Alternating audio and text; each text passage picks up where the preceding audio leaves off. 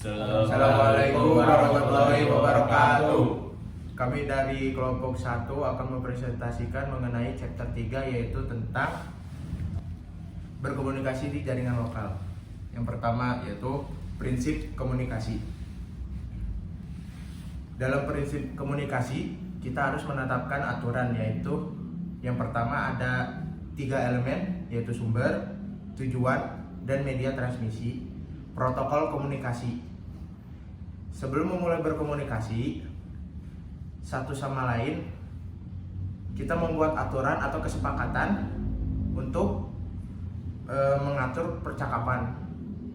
Terus yang terakhir, mengapa protokol itu penting? Protokol jaringan itu mendefinisikan aturan komunikasi melalui jaringan lokal. Lanjut.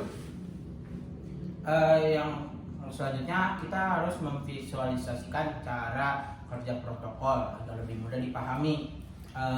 Yang pertama, ada satu cara untuk memvisualisasikan cara kerja protokol, yaitu dengan menumpuk mereka menjadi 4 bagian. Di bagian pertama biasanya kita menempatkan HTTP, lalu ada TCP, lalu ada IP di bawah, dan paling terakhir ada Ethernet. Tujuan untuk manfaat yang bisa kita peroleh dari menyusun cara kerja protokol, yaitu komunikasi yang sukses, karena komunikasi yang sukses membutuhkan interaksi antar protokol. Lalu tumpukan protokol tersebut digunakan untuk membantu memisahkan fungsi setiap protokol.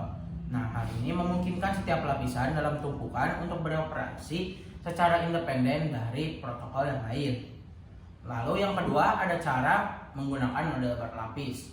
Model berlapis membantu kami atau kita semua memvisualisasikan bagaimana berbagai protokol bekerja sama untuk mengaktifkan komunikasi jaringan.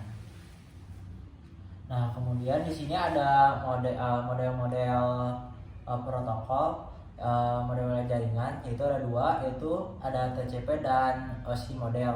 Nah, untuk OSI model ini ada 7 layer, yaitu yang lapisan pertama itu ada physical, terus kemudian ada data link, kemudian ada network, ada transport, kemudian ada session, yang ke-6 ada presentation, yang terakhir yaitu ada application. Selanjutnya di sini ada TCP atau IP model. Nah, di sini yang pertama itu ada network access, kemudian ada internet, kemudian ada transport, yang terakhir ada application. Kemudian di sini ada bagaimana cara kerja jaringan Ethernet. Nah, di sini ada enkapsulasi. Enkapsulasi itu menempatkan satu pesan di dalam pesan lainnya. Yaitu selanjutnya ada membingkai pesan. Di sini ada sebuah contoh bingkai Ethernet IEE 802.3. Dan selanjutnya itu ada bagaimana cara untuk membangun jaringan. Yang pertama dimulai dengan desain yang bagus. Agar terwujudnya desain yang bagus, kita harus membuat desain yang pertama itu adalah akses, distribusi, dan inti, seperti gambar di atas. Yang selanjutnya adalah membangun lapisan akses yang lebih baik, seperti gambar tabel alamat yang ini.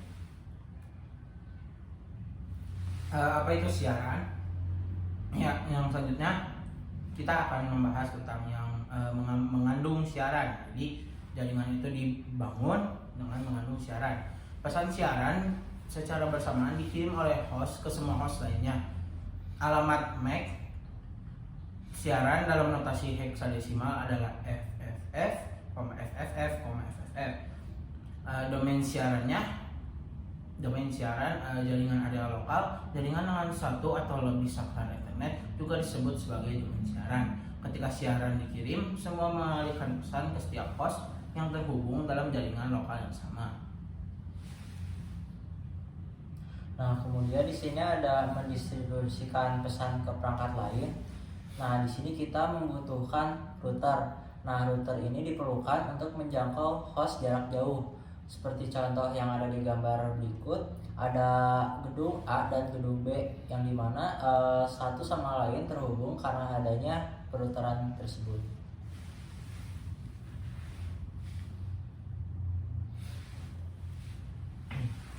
Dan selanjutnya itu ada perutean lintas jaringan. Dalam perutean lintas jaringan ini kita harus menjaga meja. Dalam maksud menjaga meja itu kita harus satu memilih jalan. Setiap router membuat tabel perutean yang berisi semua jaringan yang terhubung secara lokal dan jarak jauh serta antar muka yang menghubungkannya.